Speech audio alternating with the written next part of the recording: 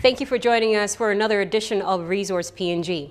Coming up in the program, we get a rundown of the progress of the LNG project from the PNG LNG Project Executive Desi Otten, and we also talk to Frank Kramer, the Managing Director and founder of Kramer Senko. The greatest development so far in the petroleum sector would have to be the PNG LNG project. The plans were laid down a while back, and now that the construction phase is winding down and production is about to commence, the project has seen a number of changes. We had a chat to SO Highlands Managing Director, Peter Graham, about these changes.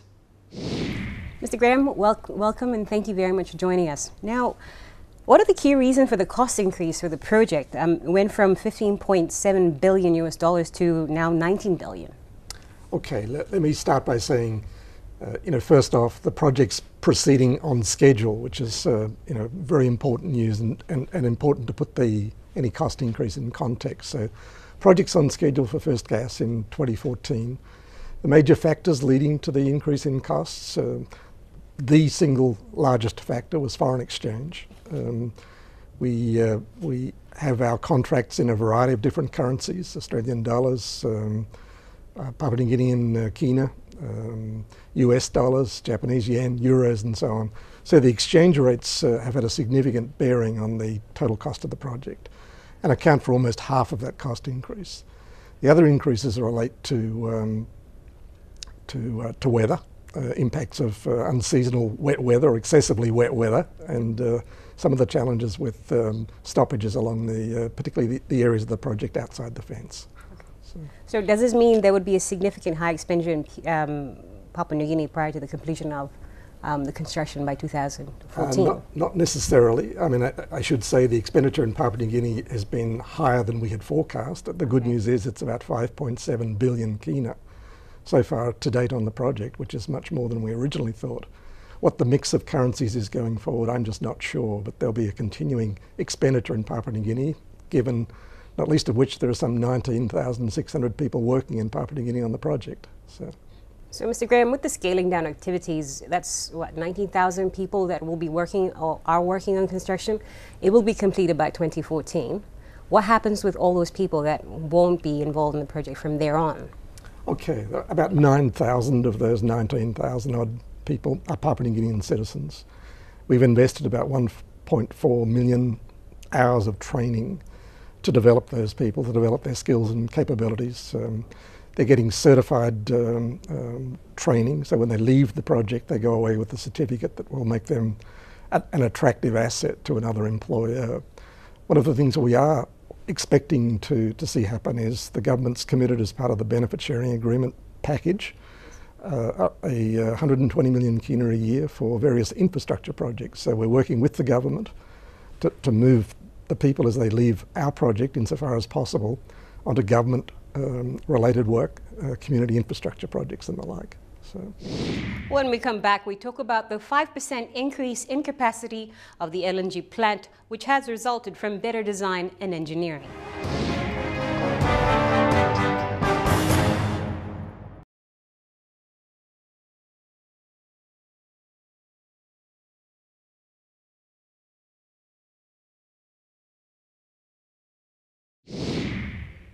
The initial capacity of the PNG LNG plant was at 6.6 million tons of gas per annum. That has now changed to about 6.9 million tons per annum. That in turn would bring in a lot more revenue for the company. We talked to SO Highlands Managing Director, Peter Graham. Something that's actually causing confusion, they say that the project, there's an increase in LNG production, exports from 6.6 to 6.9 million tons a year. Right. Now, that's what exactly is happening there?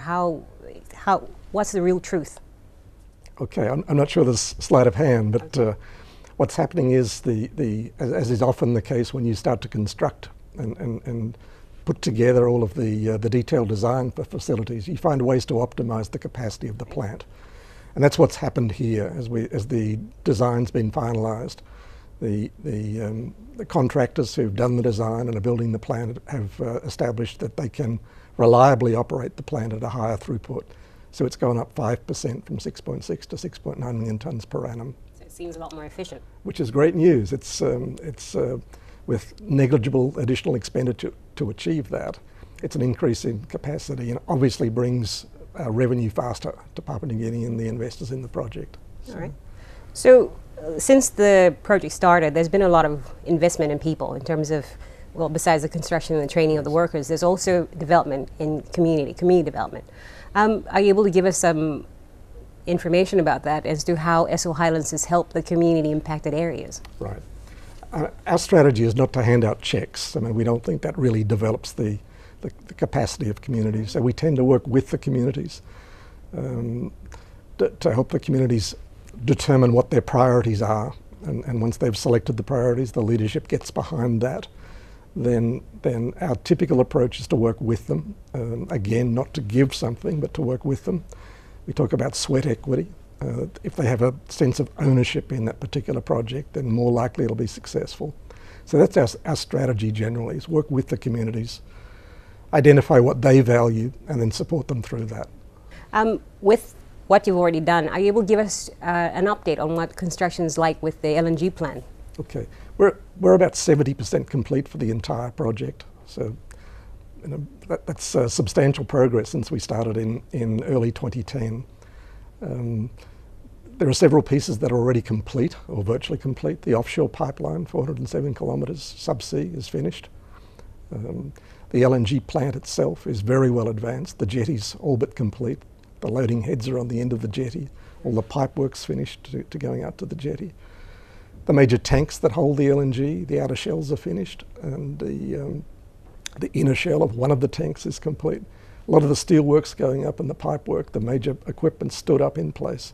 Very substantial progress at the LNG plant site. On the pipeline itself on the land, the pipeline's basically complete about 2/3 of the distance, 200 kilometres of about 300 kilometres. So it's up at Kutubu essentially at this point in time. Como airstrip is well advanced, starting to lay the asphalt tarmac on the runway. It's completed about 1 kilometre of the 3 kilometres at Como. And Hyde's gas conditioning plant site is also coming out of the ground. The foundations are finished, steelwork's being erected. And up on Hyde's Ridge itself, the drill rig is in place and it's drilling the first 2 wells. So very substantial progress in a relatively short space of time. It's a lot of hard work. A lot of work. So. Mr. Graham, is there anything else you'd like to talk about with regards to Esso Highlands Limited in Papua New Guinea? I think just watch the space. I mean, a lot of progress being made, and we're looking forward to completing the project and seeing our first LNG in 2014. So. Mr. Graham, thank you very much for your time. It's a pleasure. Thanks. Thank you for staying with us. When we return, we'll view a presentation by ExxonMobil's Desi Otten, the PNG LNG project executive.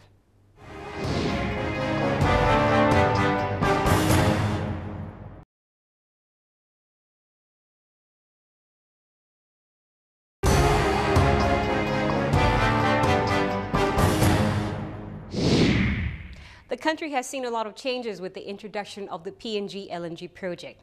ExxonMobil has had to do a lot of bringing in of machines and labor to ensure that the project stayed on track. They've had to do a lot of walking and talking with villagers and landowners. There have been meetings with government officials and partners and a lot more. Desi Otten is the PNG LNG project executive with ExxonMobil and knows a lot about these processes. This is a presentation that she did at the 12th PNG Mining and Petroleum Investment Conference.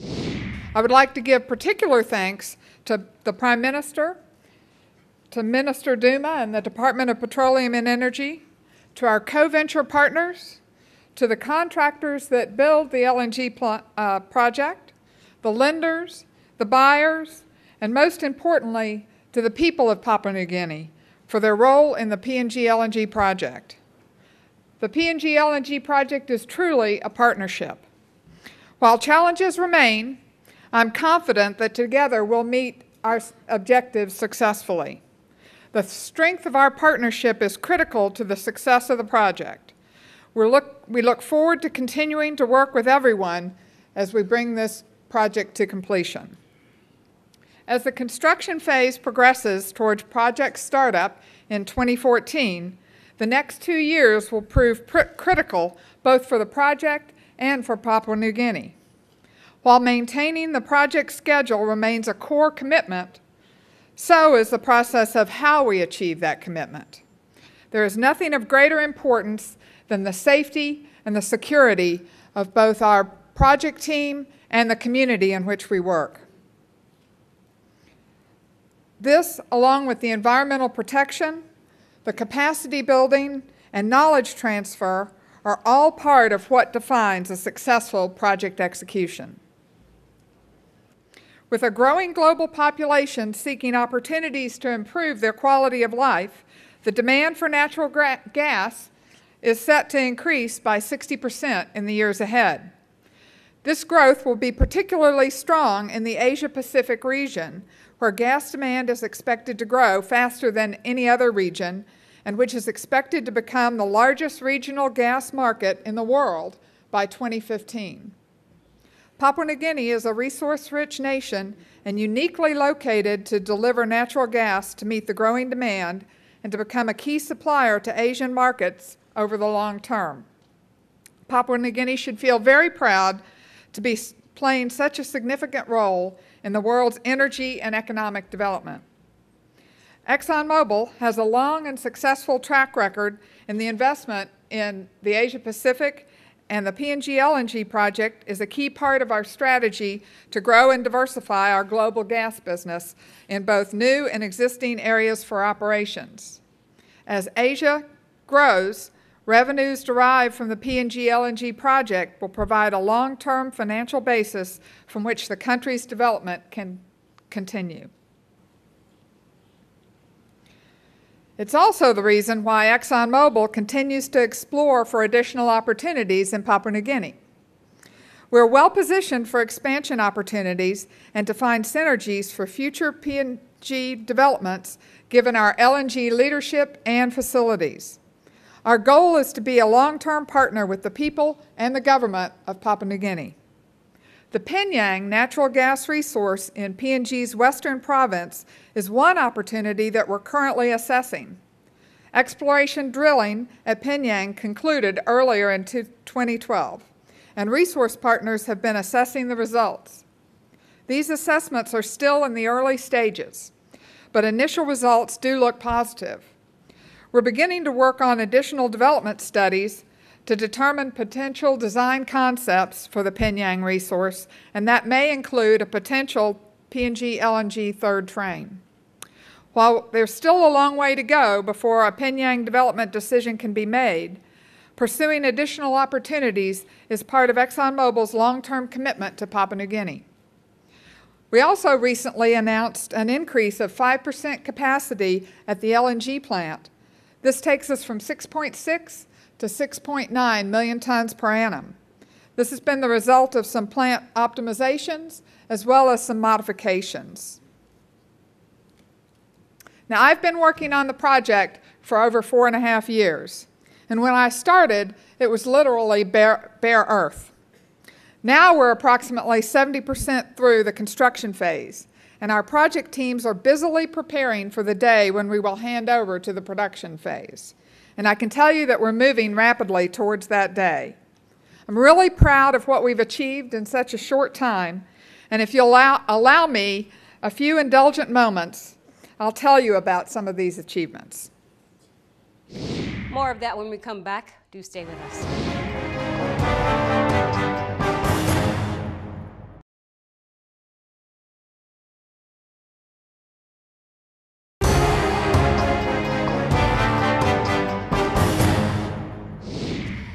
The LNG pipeline, when completed, would be more than 700 kilometers long. That's from Hides in the Highlands right through to the LNG plant outside Port Moresby. In all, the pipeline will stretch farther than the Highlands Highway itself. There has been much development in the project. In this part of Desi Otten's presentation, she goes through some of the milestones of 2012. By the time the PNG LNG project is complete, more than 700 kilometers of pipeline will link the gas resource in the Highlands to a liquefaction, storage, and marine facility 20 kilometers northwest of Port Moresby. Here, ships will berth at a 2.4-kilometer-long jetty to be loaded with LNG. By any measure, the scope of the project is huge. To put this in perspective, let me just give you a couple of examples. The LNG plant itself will be home to 2 LNG tanks. Each tank is large enough to hold a Boeing 747 aircraft. The weight of the entire pipeline system, the 700 kilometers of pipe, is almost equivalent to the weight of 11 Sydney Harbor bridges. This project is also an international effort with stakeholders including 7 joint venture partners, a myriad of contractors including 6 EPC contractors, 4 customers, and project lenders. These stakeholders come from all around the world, including, of course, Papua New Guinea, along with the United States, Australia, Japan, South Korea, China, Taiwan, France, Italy, and Greece. Together, working with our EPC contractors and our subcontractors, significant progress has been made and many milestones have been achieved. Starting up in the Highlands, in July of this year, we started drilling using the Neighbors Rig 702 at Well Pad B, which you can see in this slide. Our second rig is currently being assembled up the Well Pad access road a bit further at Well Pad C. At Como, where we're building an airfield to bring in large pieces of equipment required to construct the Hydes gas conditioning plant, we're making good progress in difficult conditions. The airfield will be 3.2 kilometers long when completed. As you can see in this slide, we've started laying asphalt on the runway. This is a great achievement in a location that's just over 1,600 meters high with terrain that's very challenging in what seems to be continuous rainfall. It's very exciting that Antonovs will be landing here soon. At the Hydes gas conditioning plant, where we'll be producing 960 million cubic feet of gas a day, we've completed the pile driving and started pouring a lot of concrete to build foundations in the process and the utilities areas. There's also a lot of steel going up, and the structural steel is complete for the main pipe rack. Major equipment for the gas plant is being delivered, and the first compressor has arrived in Papua New Guinea in September. Along the 292-kilometer onshore pipeline, we've been hampered by heavy rainfall, but that hasn't stopped us from welding over 2/3 of the pipeline. Around half of the pipeline has also been hydro-tested. As construction moves northwards into the highlands, we continue to construct temporary camps to support the teams along the way. This is a long pipeline and moves through many communities, and we're spending a lot of time and effort working with all of these communities. Moving offshore, we've completed the installation and the hydro-testing of the 407-kilometer-long offshore pipeline. The contractor is undertaking this work is completing the final golden wells at the Almaty landing and is winding down their operations on the project. We've made great progress at the LNG site. You can contrast this photograph from 2009 with where we are today. We've installed all the 120 pipe rack modules on the 2.7-kilometer-long marine jetty, as well as the 5 loading arms. We've also raised the roof on the 2 LNG tanks and are completing the inner shells of the tanks. Here is a quick time-lapse of the roof raising, which uses air pressure to do the work. Each roof weighs 820 tons, but to raise each takes 40 times less pressure than what is required to inflate a rugby ball. At the LNG plant Train 1, we've completed all primary steel installation along with the main pipe rack steel works on Train 2. We've also completed all 260 of the heavy lifts at this site, some weighing over 540 tons. As I said earlier, I'm very proud of the project team in achieving all of these accomplishments. I'm also very proud of the work the team has done to provide support to the people of Papua New Guinea through jobs, business opportunities, and community programs. Our greatest asset in achieving all that we have done so far has been our people, particularly our Papua New Guinean workforce. Of our current 19,600 strong workforce, over 9,000 are Papua New Guinean. They work in all facets of the project, from management roles to technical positions to field labor, catering, and security. We've focused a significant amount of effort on training. Across the entire project, we've invested 1.4 million hours into training, developing our Papua New Guinean workforce into teams that respect and understand the importance of developing the business fundamentals, of maintaining excellence in safety, health, and environment, and in accountability, integrity, and good governance. 140 young operations maintenance trainee technicians are taking part in a multi-year program to prepare them to start up and run the LNG plant and the Hydes gas conditioning plant when we begin operations. It's really exciting to see these vibrant, enthusiastic, and intelligent young Papua New Guineans take the first steps into what we think will be a long and fruitful career with ExxonMobil. There is no doubt that for many of our Papua New Guinean workers, the PNG LNG project is positively changing and enhancing their lives. In some cases, this is their first exposure to being part of a paid workforce. For others, it's an opportunity to apply their skills and knowledge and gain exposure to new and exciting challenges.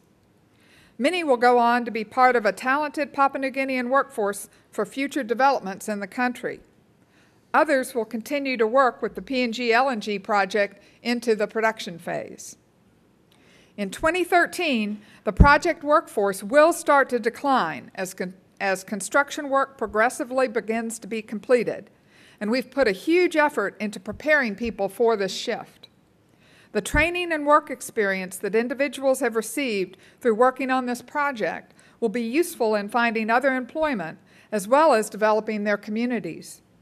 We're also working with the government to find ways to remobilize people who are now experienced workers, into government projects. I'm confident that we're contributing to a stronger PNG workforce, better equipped to approach the future because of their experience in working on the project. When we come back, we take a look at the challenges that the project had for 2012.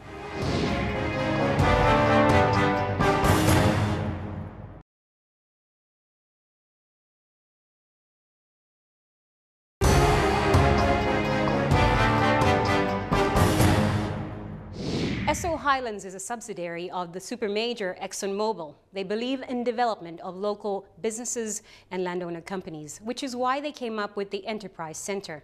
The center has gained much support since its inception. The project is nearing completion, and despite the many challenges, ExxonMobil is set on producing gas by next year. The enthusiasm of the PNG business community is another success story. Our Enterprise Center, shown in this slide, focuses on the development of local businesses so they can support the project through commercial opportunities, and these services have been in great demand. The Enterprise Center has already assisted more than 14,000 entrepreneurs and has over 1,400 companies registered on its PNG supplier database. As the project has grown, we have looked for every opportunity to use local suppliers. So far, more than 5.7 billion kina has been spent in Papua New Guinea on goods and services, and around 1.3 billion kina has been with the landowner companies. We've come a long way, and we remain on target to deliver first LNG in 2014, but there's still a long road ahead and quite a few challenges. The challenges we face in PNG have resulted in cost impacts, and we recently announced an estimated project cost now to be $19 billion US. The biggest single contribution of the increase is from foreign exchange impacts, but delays from work stoppages, logistics, and weather challenges have also contributed. We have, however, been able to overcome these delays and still maintain our overall schedule through resequencing our work. And that means we're still on track for 2014. ExxonMobil has a long history of successful management and execution of complex, large-scale projects around the world. When we went into front-end engineering design, or FEED, back in 2008, we were under no illusions that the road ahead. We knew this was a big step for PNG, and we knew it would be difficult. We knew we would face infrastructure challenges, particularly along the Highlands Highway, a vital network needed to transport equipment and materials from Lae tides. We continue to work with the government to resolve these infrastructure issues, which will also benefit others using the highway. We knew we would face weather challenges, and you can see some of those challenges in this picture. That's not snow, that is mud, and there's lots of it. And you can see it encircling our people as well as the pipeline installation equipment here. In 14 of the last 21 months, we've experienced record rainfalls.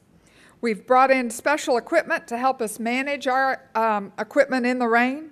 We've had to stagger work hours, as well as bring in night shifts to work around the weather.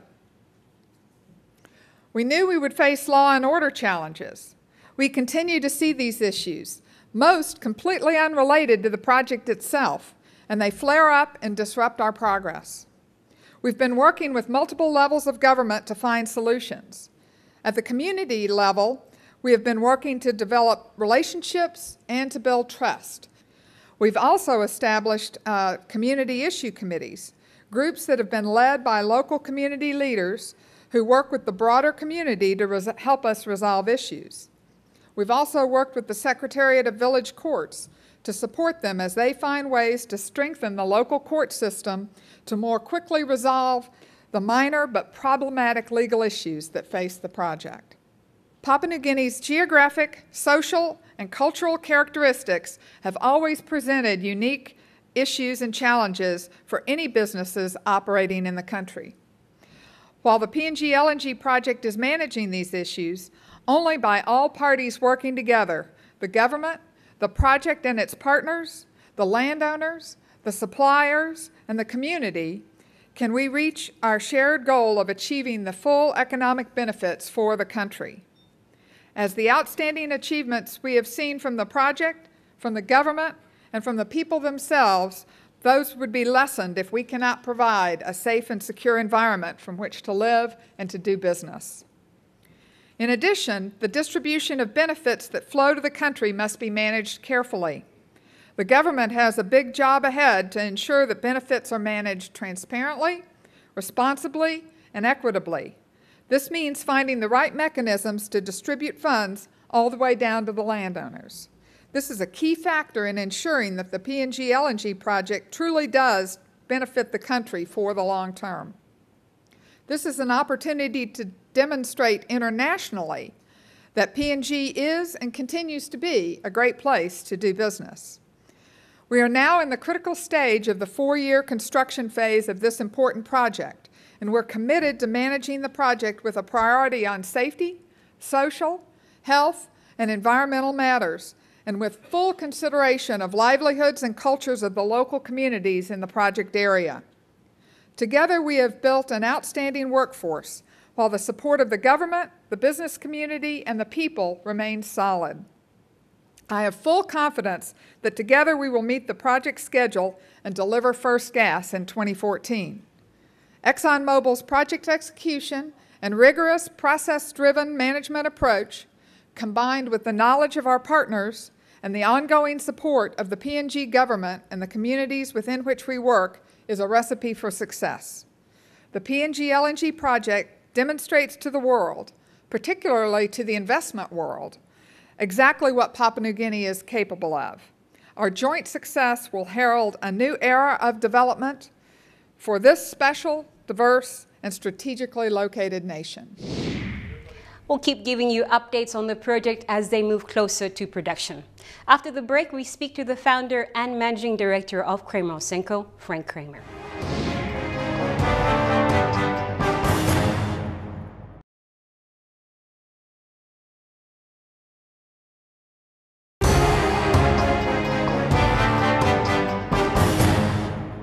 First established project management and engineering services firm with Southwest Pacific origin.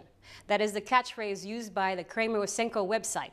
This is a company that operates in the Solomon Islands, Vanuatu, Fiji, Samoa, Tonga, Australia, and PNG. So what do they do?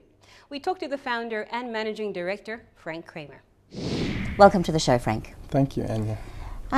Frank, maybe you can tell us a little bit about Kramer Osenko and particularly its operations in Papua New Guinea. Well, I started the business back in 1978. It was just a few years after independence. I I mean, I grew up in PNG. I grew up in Madang, which is my hometown. Went to boarding school in Australia and then did my engineering degree in Canada. I came home just before independence, and at the time I graduated, I was only one of 2 professional engineers in the country. So worked for a couple of years in construction, a couple of years in a design office, and then I thought I should start my own business. So I started Kramer Senko, but back then it was known as Cameron McNamara Kramer, and then Kinhill Kramer. Then we became known as Kramer Group, and today we're called Kramer Senko.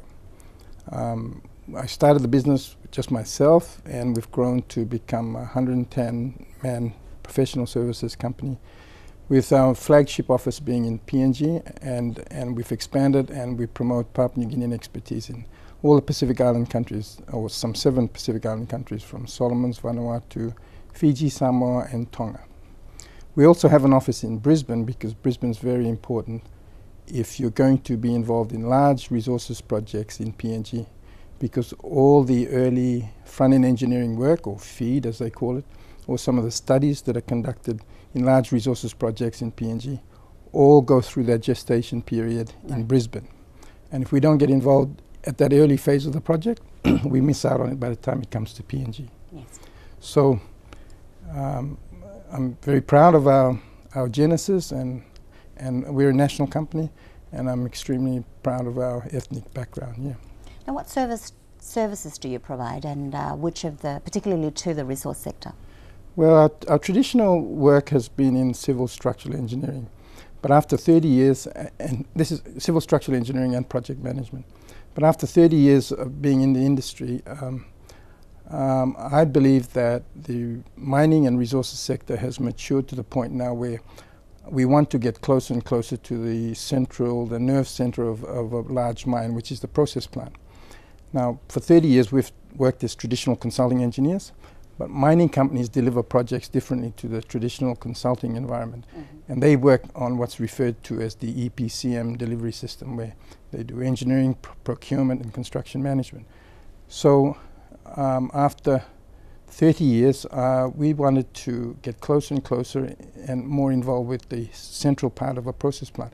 We've done lots of work around mines. We've done the non-process buildings. We've done infrastructure support. For example, at Porgera, we designed Pyam Township, which supports the Porgera mine. I was very much involved with the Lihi gold mine when it was first built, but again, we did not get involved with the process plant. We did all the non-process infrastructure and buildings.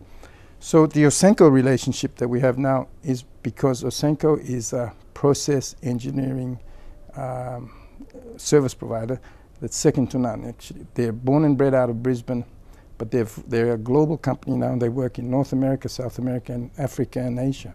I was interested in Ausenco because Ausenco can help us get very close to the process plant of a resource development. And the more recent project that Ausenco has worked on is Hidden Valley. That was probably the latest $900 million project. Ausenco were the process engineers for that, or the EPCM contract as they're referred to.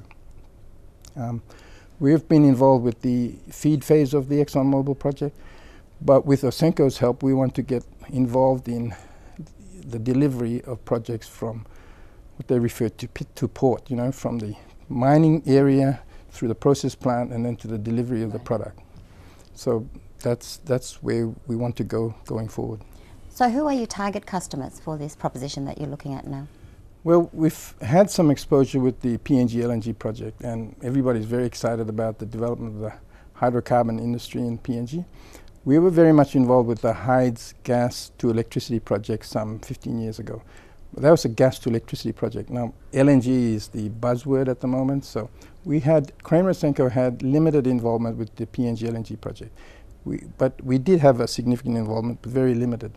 What we would like to do is work more closely with the next phases of the LNG development in PNG. And Interoil is one of the organizations that we're talking to. And we're also very interested in talking to the organizations such as Talisman and Horizon in the development that they're working on. So in the oil and gas sector, that's our big focus going forward. In the mineral space, we're currently involved with the studies phase of Wafi-Golpu. We've recently quite upbeat and hopeful that we can be more and more involved with the Lihir MOPU program. So we're hoping next year, there's a lot of dialogue going on between our organization, the Ausenco group and Kramer Ausenco in country, and the Lihir project in what's going to be significant upgrades in the next 3 or 4 years that Lihir is working on. We think we're strategically positioned to be very much involved with projects such as the Lihir MOPU development and the Inter-Oil project. Okay, so very vibrant times ahead for Kramer Ausenco. How have you managed to sustain your business this long? Well, our key focus has always been to promote Papua New Guinean professionals. I'm very ambitious about getting Papua New Guinean professionals involved as high up the food chain as possible in project delivery. So that has a tendency to actually aggregate some of the better Papua New Guinean professionals in our industry. We've seen all the companies come and go, people that compete with us over the 30 years. When things get difficult, because we're Papua New Guinean, we can't go anywhere else, so we tread water until the market improves.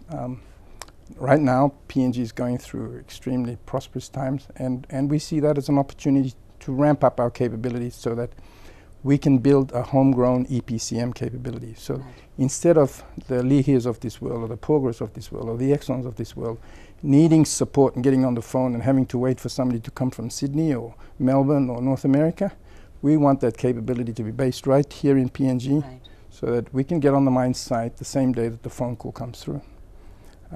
But really, at the end of the day, we're sustainable because we promote Papua New Guinean capability. So Frank, you've been very successful at developing Papua New Guinea human capital by the sounds of it. What is your formula, would you say? I think I have an advantage because I'm Papua New Guinean. I can relate to our professional guys, not just in the pure technical sense, but I can relate to our people when there are difficulties that borders beyond the professional issues that we've got to deal with. So I mean, if you hear of Wayne Bennett and how successful he is as a coach in rugby league, it's not because his involvement on the field or at the practice sessions that they have, but it's about involving your people into their homes, where you understand them and their families. And my advantage is I'm Papua New Guinean, so I can talk to our guys at the technical level, but I can very quickly sense if there are other issues of a personal nature. So you've got the cultural sensitivity. Yeah, yeah. And my team, really, the bottom line is my team will go to hell and back for me because I can relate to our guys, yeah. So, and you can't buy that capability. It comes with being a Papua New Guinean. And your advice to other companies in similar situations?